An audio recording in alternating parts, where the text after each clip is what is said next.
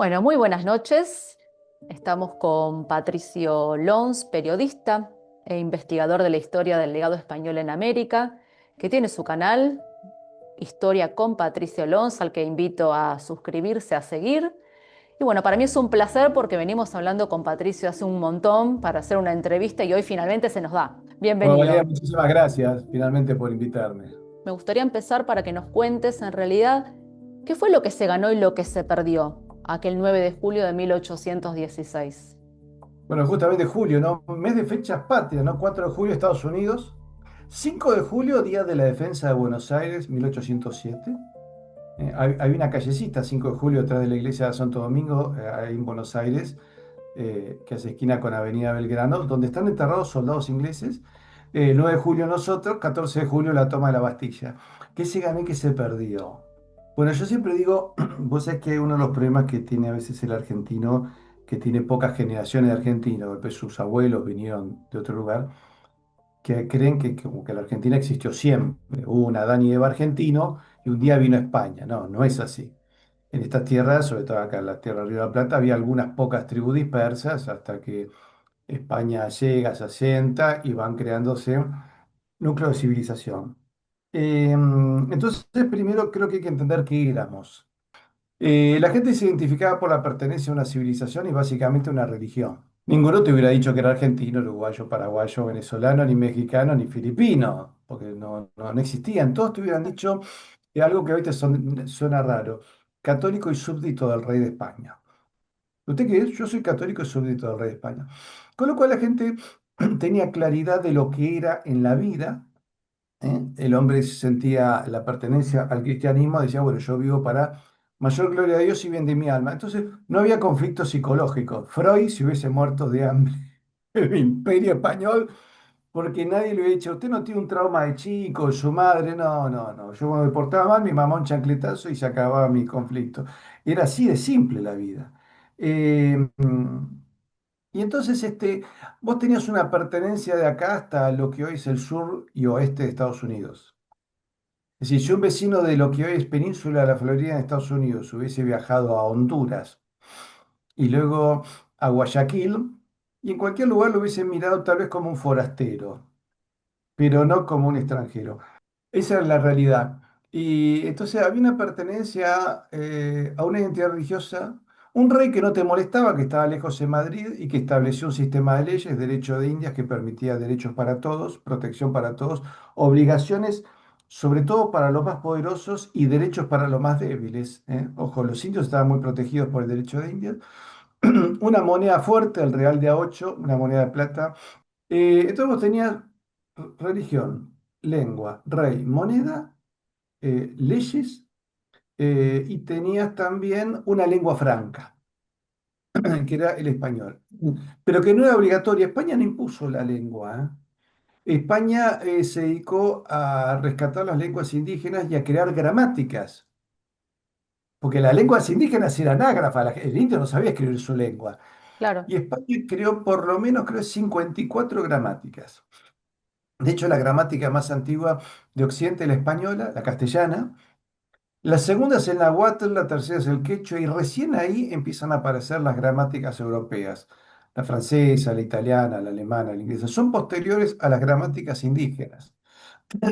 Pero el español funcionaba como lengua franca, ¿no?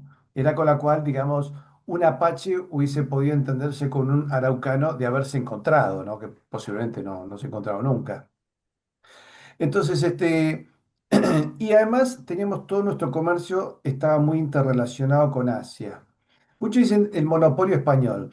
Sí, pero el monopolio español te permitía compartir comercio con todo el continente americano, con Europa, porque llegabas hasta el Reino de Nápoles, dos Sicilias, que estaban también gobernados por los Borbones, y con Asia a través de Filipinas, la Compañía de Indias en Filipinas, ella se encargaba del comercio con Asia. Teníamos el dominio financiero mundial. Los ingleses no les interesaba eso, ellos querían ocupar nuestro lugar. Entonces acá se producen dos fisuras en Occidente para cambiar el giro económico. Uno es la aparición del protestantismo, para acabar con los límites morales que le ponía la Iglesia Católica al trabajo. O sea, el derecho al salario justo, todo eso venía de las corporaciones, los gremios medievales católicos, ¿no? Es decir, hay que pagarle a la gente lo que corresponde. Y dos, el tema de liberarse una moneda que tenía valor intrínseco, moneda de plata, por papel fiduciario. Entonces, digamos que los ingleses fueron intentando varias veces invadir Hispanoamérica, intentaron en Guatemala 2 veces. En 1780, una chica de 19 años, Rafaela Herrera, liderando 200 españoles, derrotó a 5.500 ingleses. Eran bravas, ¿eh? Las gallegas eran Claro. jorobadas.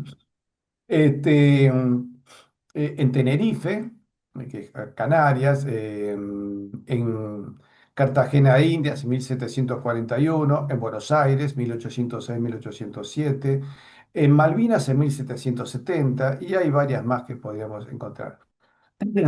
Entonces, empezaron lentamente a conspirar y a poner logias secretas y grupos lobbies de contrabandistas, masonería, todo eso empezó a actuar en América. Entonces, a veces a mí, Valeria me hace gracia cuando me invitan a un canal de televisión y me dicen, a ver, cuénteme los mitos de la Revolución de Mayo, te preguntan. ¿Llovía o no llovía? ¿Había escarapela? Le digo, escúchame, se está produciendo un cambio de gobierno en una ciudad que está en el estuario más ancho del mundo, con un río que llega hasta el centro del continente. Al centro del continente donde tenés el mineral de plata para acuñar la moneda más poderosa del mundo.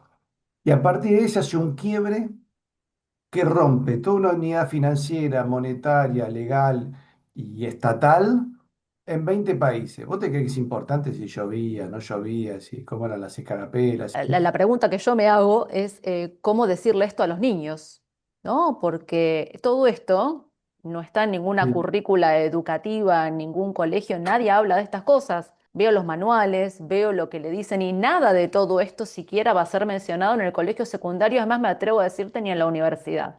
Analfabetos hubo siempre, hoy salen de las universidades. La falta de crítica, la falta de cuestionamiento y la falta de investigación creo que es el mal mayor. No tanto que nos digan o no nos Claro, digan, sino la falta de cuestionamiento, lo que claro, porque la produce gente eso.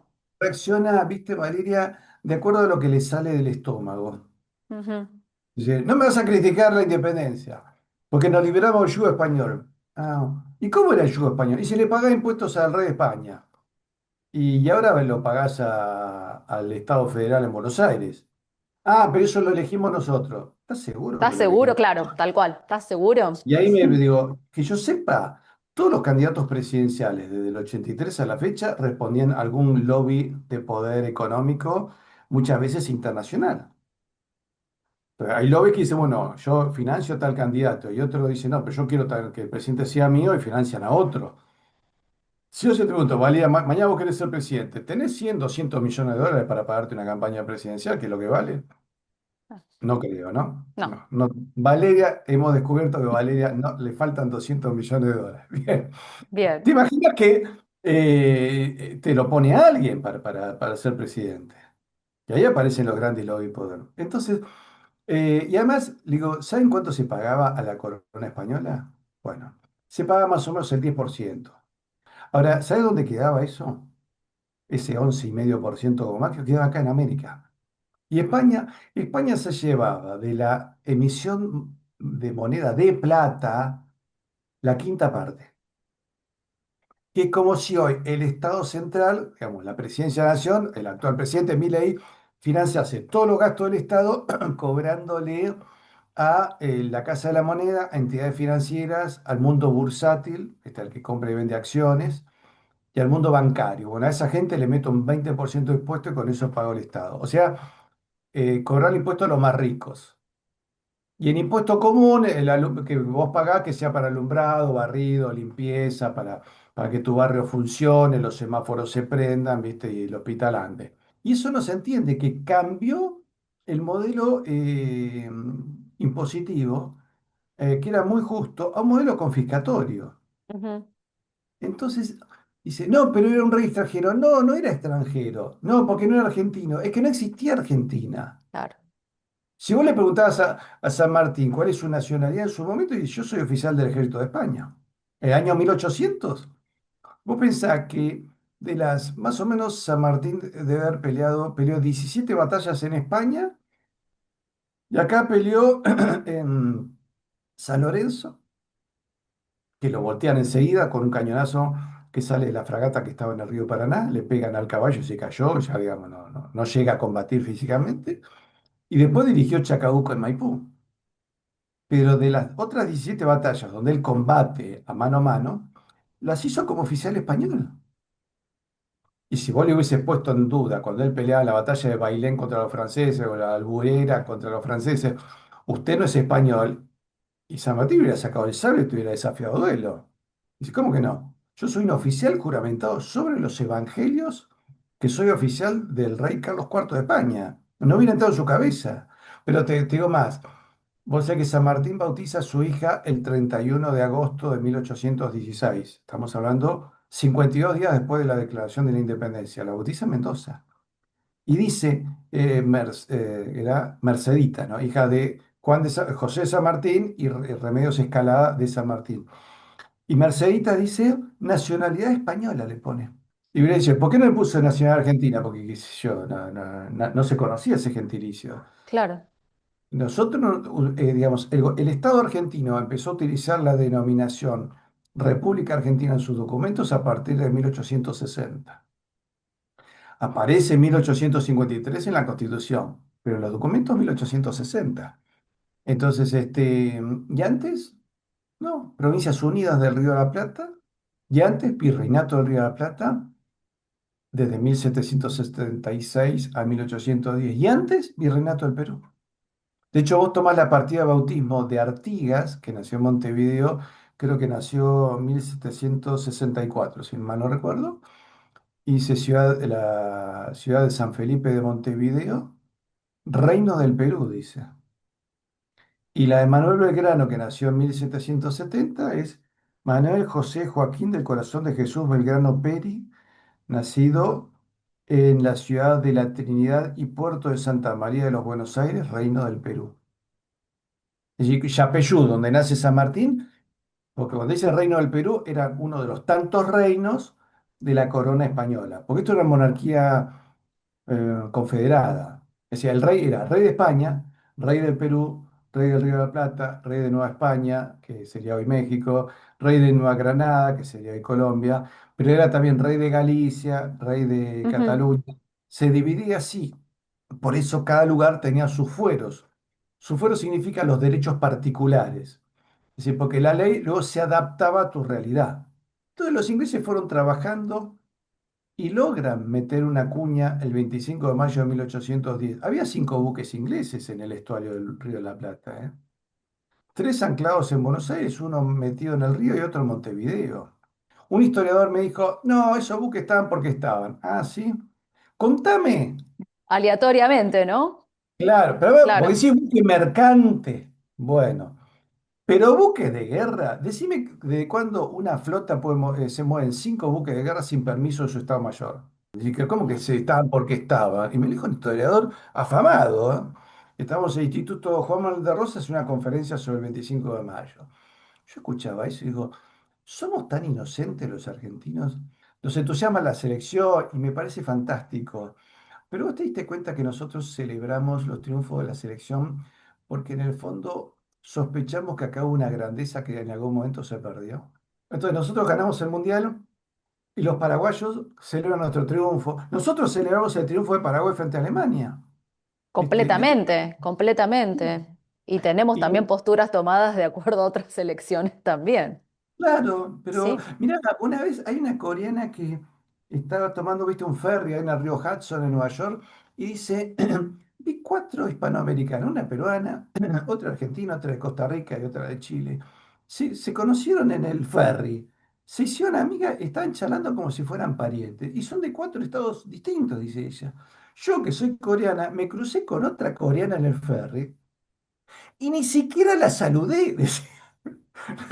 Ni la saludé.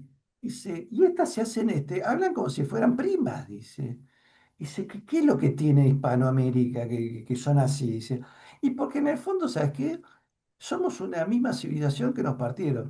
claro. ¿Hemos Eh, perdido identidad en un punto? sí, Hemos muchísimo. perdido la moneda más potente y más poderosa del mundo también. Claro, o sea, ¿qué perdimos? Perdimos la unidad de todo el continente. Dice, bueno, pero había aduanas también. Sí, está bien, qué sé yo. Se pierde una unidad, se pierde la identidad religiosa, que es muy importante, entonces a partir de ahí entran las ideas materialistas. Cuando un pueblo no tiene identidad religiosa, entra el materialismo, que es el sustituto. Y ahí vienen las luchas, ¿viste? Entonces, el marxista te ve y dice, pero ¿cómo no sos marxista como yo, que soy un tipo totalmente clarividente? Y el liberal te dice, pero ¿cómo que no sos liberal como yo, que soy el tipo que sabe la justa? Y en realidad son todas ideas materialistas que desconocen que hubo otras realidades anteriores a ellos. Entonces, como decís, ¿qué se perdió? Se perdió la unidad, se perdió los mercados y se perdió la cadena de trabajo. Cuando nosotros nos separamos de España, nos separamos también entre nosotros. No es que dijimos, bueno, vamos a manejar un banco central, ponerle en Lima, con una moneda para todo el continente y otra en México para, digamos, de Centroamérica para arriba. No, pasamos a tener 20 monedas, devaluadas permanentemente. Pensá que a nuestra moneda le han quitado 15 ceros y habrá que quitarle 3 más para que nuestra moneda Sin valga. embargo, nos han dicho que nos tenemos que sentir orgullosos. No, por supuesto. Yo creo que, pero sí, yo creo que, viste, esta cosa que nos engañan. Esto yo digo como el marido que está engañado y encuentra a la mujer con el profesor de gimnasia en la cama y dice, si no, querido, no te confundas, es un ejercicio especial que estamos haciendo. Y entonces viene un amigo que está complotado con el profesor de gimnasia y le dice, no, fulano, quédate tranquilo, tu mujer no está en la cama, pero están desnudos. Vos no entendés, es una gimnasia terapéutica porque ella tiene dolor en Claro. la pierna. Y me parece que somos medio tontos, ¿eh? Los hispanoamericanos somos... Y además te dicen, no, pero en la batalla que murieron y lucharon, y del otro lado te crees que no morían ni luchaban. Ah, pero eran españoles. No, eso es lo curioso. ¿Sabes quiénes conformaban los ejércitos realistas? Que no existían. España no tenía ejércitos acá en América. Había algunas poquitas milicias. Lo organizaban los indígenas. Mm. Y ahí uno dice, porque los indios lucharon para liberarse del yugo español. Qué raro. Los indios no querían liberarse de eso. Entonces cambió mucho la realidad de América. Entonces los indios, cuando viene la independencia, dicen, perdón, ¿quiénes son estos tipos de la ciudad de Santiago de Chile o lo de Buenos Aires, tan relacionados con los británicos, con los contrabandistas y demás? ¿Por qué yo les tengo que obedecer a ellos? Entonces, ¿quién se benefició con con la Ahí está, independencia? ¿Quiénes fueron los ahí principales está. beneficiarios? Se beneficia Inglaterra, que se queda con nuestros mercados, te dice, mira, yo no te voy a comprar ¿cómo se llama? La montura, ¿eh? Yo te voy a comprar el cuero y el flete va a ser mío. Y me voy a llevar el cuero a Inglaterra. Y los talleres de Manchester los voy a convertir en montura. Después te lo voy a vender a vos. Vos ves cómo los gauchos nuestros y las chinas nuestras, la mujer del gaucho, a partir de 1825-30 empieza a usar ponchos hechos en Inglaterra, botas hechas en Inglaterra. Pues ¿Y si eso se claro, fabricaba acá. cómo se produce ese cambio? Y porque ¿Cómo sucede eso? una vez independizado, vos perdiste tu moneda. Bueno, pero si habían acuñado muchas, sí, pero cuando se abrió la revolución, se produjo la Revolución de Mayo, lo primero que hicieron los revolucionarios fue abrir el mercado a los productos británicos. Mira, cuando se produce la invasión inglesa a Buenos Aires en 1806, que fue desde fin de junio hasta el 12 de agosto, ¿no? Que es el día de la Reconquista, se manda información a todos lados. El virrey Sobremonte, que no escapó como la gente dijo, los virreyes tenían el siguiente protocolo, ya que ya estaba arreglado, no podían salirse de él. En caso de invasión, tenían que salvar los caudales reales, porque es lo primero que te van a manotear, y el virrey tenía que salvar su persona, porque era como que el rey cayese preso. Entonces el virrey tenía que, sí o sí se tenía que ir e iniciar la resistencia en otro lugar del reino. Entonces, Sobremonte se va a Córdoba Y de hecho, él llega un día después que Liniers recupera Buenos Aires con una tropa más grande, que Liniers llega con 2.000 hombres y Sobremonte llega con 3.000 cordobeses. Fíjate. Pero la noticia llegó, obviamente en Montevideo se estaba peleando, ¿no? Pero llega también a Asunción, llega a la ciudad de La Plata, que sería Bolivia en aquel momento, hoy sería Bolivia, en aquel momento era Charcas, Moxos, viste, Chiquito, toda esa región, y también llega a Chile y a Lima. De Lima mandan un arsenal muy importante que acá algún traidor quiso mandarlo de vuelta diciendo que no era necesario. Fíjate cómo había una identidad común y cómo también había traidores. De hecho, Beresford, el general inglés, se escapó con la complicidad de criollos que operaron para que se escapase. Cuando viene la Revolución de Mayo, el virrey Cisneros escribe luego sus memorias y cuenta la cantidad de ingleses que había, comerciantes ingleses que ya había en Buenos Aires. Y lo primero que hacen es, nos atiborran de productos. Acá se funden todas las pequeñas productoras eh, y acá se le pagó con moneda de plata. En octubre no queda moneda en Buenos Aires. Me dice, no, pero necesitamos más moneda. Se fue por Redón hasta el Alto Perú y se robó 500.000 barras de plata para seguir haciendo moneda. Eso también se desapareció. A fin de año se están haciendo moneda cartón para que la gente fuera a comprar, ¿viste?, al mercado. Moneda cartón se hicieron. Entonces, fíjate cómo se vaciaron las arcas. Y el Perú, cuando llega a San Martín vacía las arcas del Perú de moneda de plata, tanto las del Estado como casas de empeño, como casas particulares. Lo sube a barcos de la flota que le había traído, pero la manejaba el almirante Cochrane, y Cochrane de eso se cobró todo lo que le correspondía y se perdió. Y parte del tesoro se robó. Se produjo la pérdida de la cadena de valor, pues yo te decía, de la vaca hasta la montura, el flete y la comercialización, todo eso se pierde. Nos convertimos en consumidores de productos ingleses, pero cuando vos producís materia prima y el otro te vende el producto terminado, siempre vos estás en déficit, ¿no es Sí, cierto? Entonces Inglaterra, ¿qué te vendía después? Crédito. Te vendo papel moneda, papelito que dice libra esterlina, cuando vos tenés una moneda de valor real. Pero eso tampoco lo podés pagar, porque siempre vas a estar a pérdida. Entonces te dicen, bueno, dame la administración del puerto. Y un día los señores dicen, mira, te trajimos los ferrocarriles, pero van a ser nuestros, porque vos seguís en deuda conmigo. Y después dicen, te traemos otro progreso, el tranvía suburbano, pero la administración va a ser nuestra, porque vos seguís en deuda conmigo. Y después, como se dice en deuda, dame tierras. Entonces los ingleses tenían tierras, tenían quebrachales para hacer los durmientes de los ferrocarriles, y el ferrocarril lo traían completo. Acá no se hacía ni una tuerca. Es más, hasta algunas estaciones, el cartel de la estación, que te lo hace, viste, chatarrero de la esquina, le pediste hablar al dueño de la ferretería, ¿me haces una chapa con el nombre de mi estación? El de la estación de Burlingame, ese yo lo vi, yo mismo lo vi, estaba hecho en Inglaterra.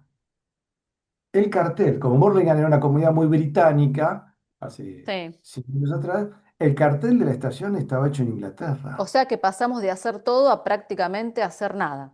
Nada, y convertirte en consumidor de productos británicos y de deuda británica. Y de la deuda no hemos salido hasta hoy, Valeria. No hay- Cuando dicen, ¿por qué ahora somos libres? No sé, los indios peruanos decían, ¿qué hemos ganado con ustedes, con los revolucionarios? De un imperio que era tan rico que nos dio todo. Esto, ahí está el testimonio de un cacique peruano que se llama Antonio Navala Huachaca, que se nombró general del ejército Real Ejército del Perú y enfrentó a las tropas de San Martín, a la de Sucre, a la de Bolívar. Dice, a un país que estamos empobrecidos, con ustedes no hemos ganado nada. Y le dice, ustedes tienen odio a la religión. ¿Y sabes qué les dice Oaxaca? Un insulto rarísimo. Le dice, ustedes son verdaderos anticristos.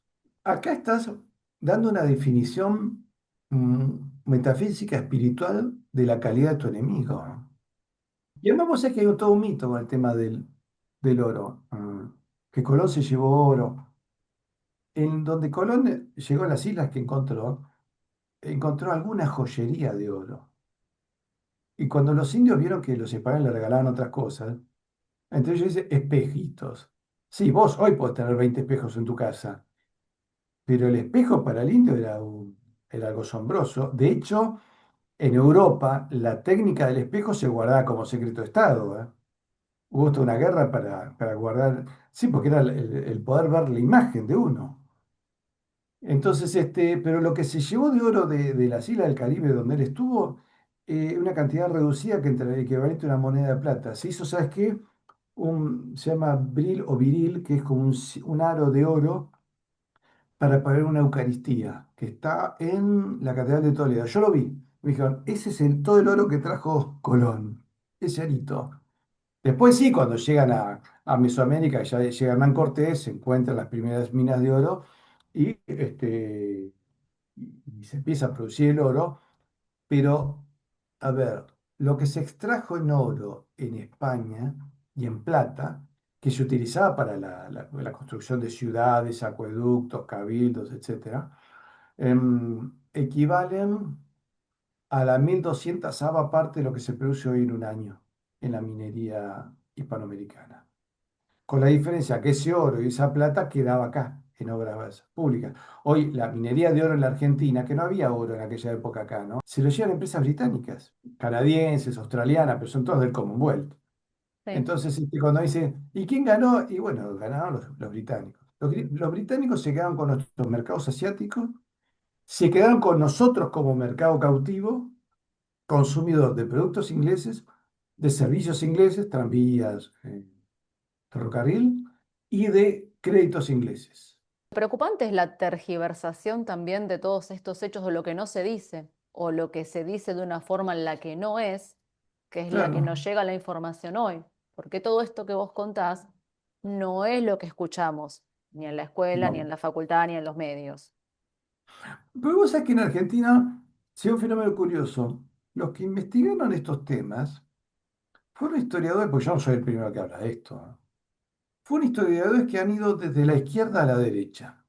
Por ejemplo, en la izquierda tenés marxistas como Manuel Ugarte, Liborio Justo, Jorge Abelardo Ramos, Blas Alberti y Norberto Ceresole.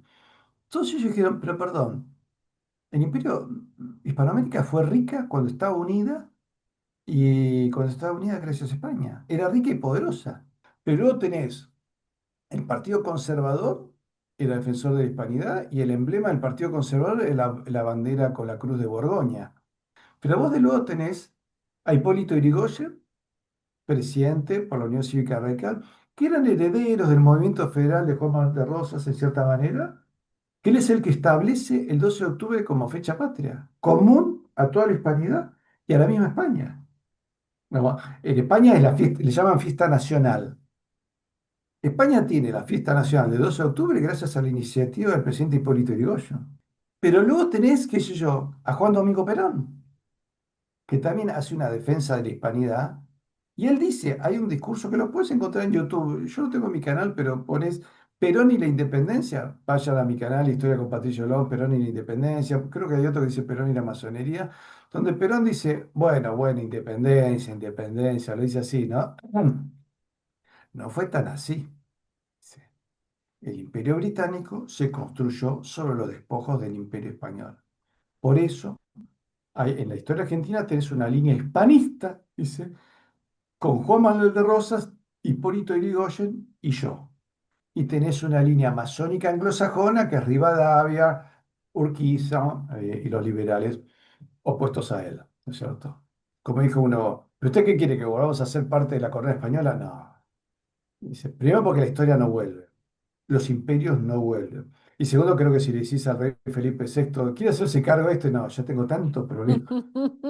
¿Cree que me haga cargo de los problemas argentinos? No, hagamos negocios, acuerdos comerciales, científicos, ¿viste? Pero los problemas que vos tenés, ya sos grande, ¿viste? Arreglátela. Entonces, cuando uno me dijo, esas ideas raras son suyas. No, porque yo te es marxista, o conservador, o radical, o peronista, o nacionalista, es doctrina de todos esos movimientos políticos. Ah, no sabía. Bueno, entonces primero guardes el insulto, segundo razone, y tercero, no me trate de cipayo. Yo tengo dos hermanos veteranos de la Guerra de Malvinas y estoy muy orgulloso. Y yo mismo fui uno de los impulsores de la ley Gaucho Rivero, que es una ley que se hizo para impedirle que los británicos utilicen, los barcos británicos utilicen los puertos argentinos para explotar riquezas en el mar argentino. Entonces, a mí no me vengan con esa historia, ¿no? Y mis antepasados pelearon en la batalla de Caseros, en las invasiones inglesas, en un montón de hechos históricos. Y hay algo que, por ejemplo, me llama la atención, el ejército de San Martín.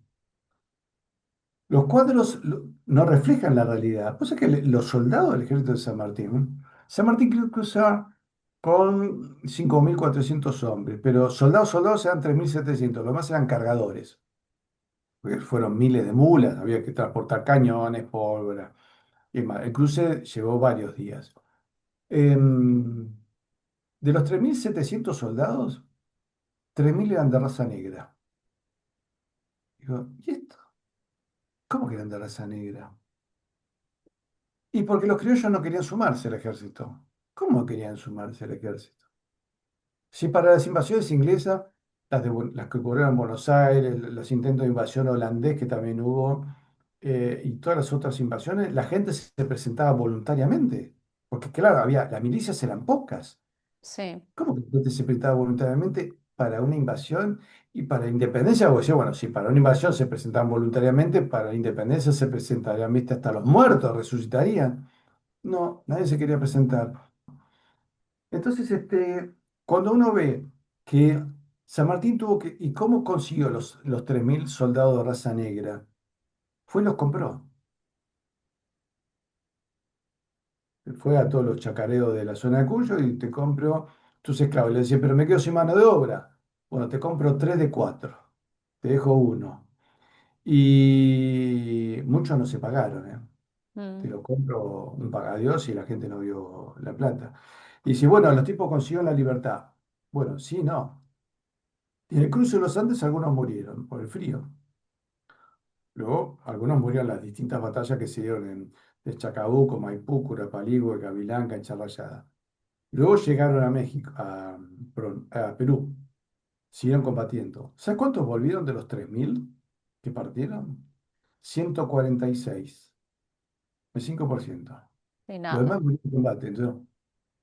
Ahora, ¿vos qué crees que llegaron con una bolsa de dinero? Bueno, ahora, qué sé yo, sí, llegaban libres, obviamente, porque la esclavitud ya venía desapareciendo en América. Este, pero nada, volvieron como pudieron. Entonces, Sí, igual me gustaría ahí puntualizar el tema de la esclavitud tal como se conocía en esa época, pero hoy somos esclavos de otro punto. y primero no tenés libertad financiera. A eso Eh, voy, digo, la esclavitud tal como se conocía en esa época. Estamos hablando, hoy somos esclavos en otro sentido. claro, hoy te dicen que sos libre, pero en realidad sos No esclavo. sos libre, Mm. nacés con De deuda, no hecho, sos libre tampoco. Ya de ahí por sí no está. sos libre cuando naces. Cada niño, yo no sé cuánto es la deuda externa argentina, pero poner que sean, deben ser 400. Si son 460.000 millones de dólares, dividido 46 millones de habitantes, me da 10.000 dólares por habitante. Nace un bebé, ensució el primer pañal y ya le llegan con una factura de 10.000 dólares, ¿viste? Si el bebé pudiera hablar, decía, che, pero lo que yo hago tan caro. Sí, no El somos bebé, tan libres como se dice. Somos claro, esclavos, somos rehenes y además somos esclavos hasta de la tecnología. Vamos más allá también, eh, de las leyes que te ni dicen, hablar, ni te voy a hablar. adoctrinar a tu hijo. Pero yo no quiero que le enseñes esas malas costumbres. Viste que la escuela argentina, talleres de...